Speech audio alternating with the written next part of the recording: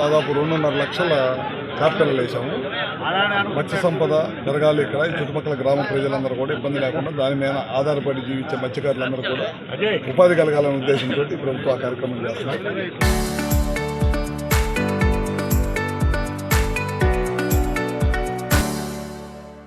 ఈ ప్రభుత్వం అధికారంలోకి వచ్చినమ్మంటే పుల్లకమ్మ రిజర్వాయర్ని గడిచిన ప్రభుత్వం గేట్లు బిగించకుండా చాలా పెద్ద ఎత్తున ఇసుక దోపిడీ చేశారు. ఇమ్మీడియట్గా ప్రభుత్వం రాగానే ఇమ్మీడియట్గా గేట్లు బిగించాం.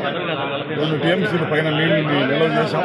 ఈ చుట్టుపక్కల ప్రాంతం దీని మీద ఆధారపడి జీవించే వాళ్ళకి దాదాపు 90,000 నుంచి 1,00,000 ఎకరాల దాకా నీళ్ళు ఇస్తున్నాం. దాంతోపాటు 800 నుంచి 900 మత్స్యకార కుటుంబాలు దీని మీద ఆధారపడి జీవనం కొనసాగిస్తూ ఉన్నారు. వీళ్ళకి మత్స్య సంపద పెంచాలనే ఉద్దేశంతో మొత్తం గవర్నమెంట్ రంగంలో 20 లక్షల పిల్లలు వేసాం. ఈ సంవత్సరం ఇక్కడి నుంచి ఈ పాయింట్ దగ్గర నుంచి మణికేశ్వరం పాయింట్ దగ్గర నుంచి 2.5 లక్షల పిల్లలు వదిలాం. మొన్న మెయిన్ రిజర్వాయర్ నుంచి దాదాపు 6.5 లక్షల పిల్లలు వేసాం. దీని ద్వారా చాలా పెద్ద ఎత్తున చేప వచ్చింది, ఇక్కడికి ఉత్పత్తి అయింది. ఆ ఉత్పత్తి అయిన చేపని ఇక్కడ పట్టుకొని ఊరూరా తీసుకెళ్ళి మార్కెట్లో అమ్ముకుంటూ ఉంటారు.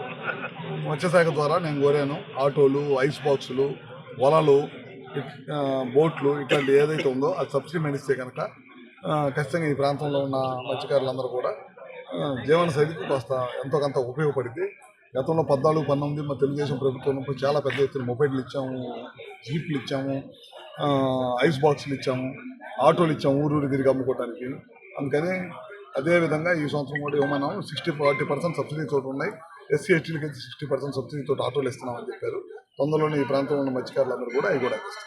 సార్ నాన్ లోకల్ లైసెన్స్ ఇక్కడికి వచ్చి వల సైజు తగ్గించి ఆ కంత ఉంటుంది కదా ఆ సైజు తగ్గించేసి అందులో 2 అంగుళాల పైన పిల్లలు మనం వేస్తాం. 3 అంగుళాలు 4 అంగుళాలు రాగానే వాటిని పట్టేయటం వల్ల సంపద తగ్గిపోయింది అనమాట. దాని మీద ఇప్పుడు ఆర్డీఓ గారిని జేడీ గారిని కలిసి కమిటీ వేసాము. దాదాపు 800 మంది పైన ఉన్నారు.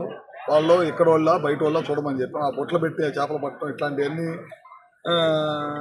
కార్యక్రమాలు చేసి సంపదను కొల్లగొట్టే వాళ్ళని ఇమీడియట్గా తక్షణమే చర్యలు తీసుకోవాలి.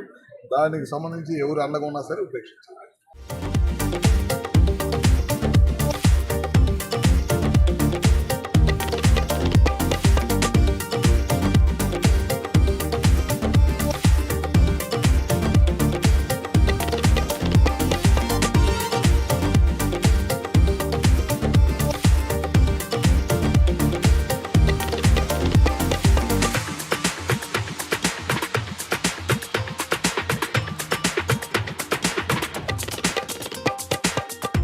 Local to global news at your fingertips.